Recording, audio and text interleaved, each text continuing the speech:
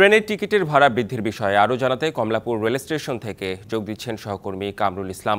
কামরুল ইসলাম, যাত্রীরা কি বলছেন?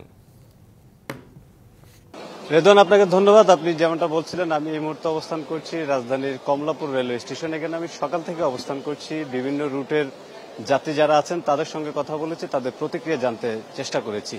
আজ থেকে রেলের ভাড়া বৃদ্ধি করা হয়েছে, যেটি কার্যকর করা হবে আগামীকাল থেকে। মূলত আজকে যারা যাচ্ছেন তারা গতকালই ট্রেনের টিকিট কেটেছেন, সেই টিকিটেই তারা যাত্রা করছেন। তবে এটি নিয়ে বেশ মিশ্র প্রতিক্রিয়া রয়েছে সাধারণ যাত্রীদের মাঝে।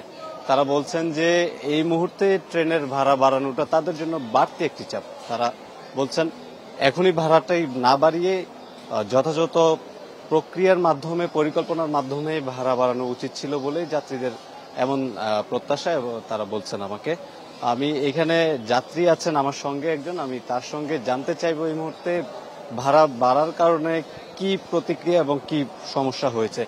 আপনি তো জানেন আজ থেকে রেলের ভাড়া বাড়ানো হয়েছে, এটি আসলে সাধারণ যাত্রী হিসেবে আপনাদেরকে কতটা প্রভাবিত করছে? আপনার আসলে রেলের আমরা যারা যাতায়াত করি, রেলের যাতায়াত করে অর্থ দিলে আপনি যে আমরা মোটামুটি সাশ্রয়ীভাবে চলাফেরা করতে পারি। এখন আপনি বাড়াইলে তো আমরা সাশ্রয় থাকে না থাকলে তো অবশ্যই আমরাও তো একটা বাড়তি একটা পূজা চাপলুম। পাশাপাশি আমাদের কাছে যে ভাড়া বাড়াইছে, আমরা তো আয় তো তেমন বাড়ে নাই, আমাদের যে আয় এটা তো বাড়ে নাই। আমরা ব্যবসা করি, বেশিরভাগ সময় আপনি রেলে আসা যাওয়া করতে হয়, আসা যাওয়া করি যে সাশ্রয়ী বিদায়। এখন যে অবস্থা করছে, ভাড়া বাড়াইছে, এতে করে আমাদের উপরে শক্ত একটা প্রভাব পড়ছে। তো আমরা মনে হয় যে রেল থেকে একটু বিমুখ হইব, কারণ যেহেতু আপনার রেলের সাশ্রয় হয়, আরেক দিক দিয়ে ভোগান্তি হয় যে আপনার 6টা ট্রেন 9টার সময় চলে।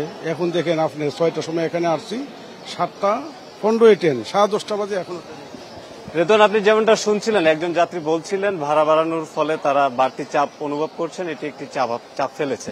আপনাকে আরেকটি বিষয় জানিয়ে রাখি, এখানে আসার পর আমি রেলওয়ে মহাপরিচালকের সঙ্গে কথা বলেছি। তিনি ভাড়া বৃদ্ধির বিষয়ে যেটি আমাদেরকে জানিয়েছেন যে আসলে মূলত রেলের যেই সেবা, যাত্রী সেবার মানটি বাড়ানোর জন্যই মূলত দীর্ঘ 32 বছর পর রেয়াতি সুবিধাটি প্রত্যাহার করে নিয়েছে এবং তাদের মূল ফোকাস হচ্ছে যে রেলের সেবার মান বৃদ্ধি করা। তো এই ছিল আমার কাছে রাজধানীর কমলাপুর থেকে রেলের ভাড়া বৃদ্ধির সর্বশেষ। রেদওয়ান, আপনাকে ধন্যবাদ কামরুল ইসলাম।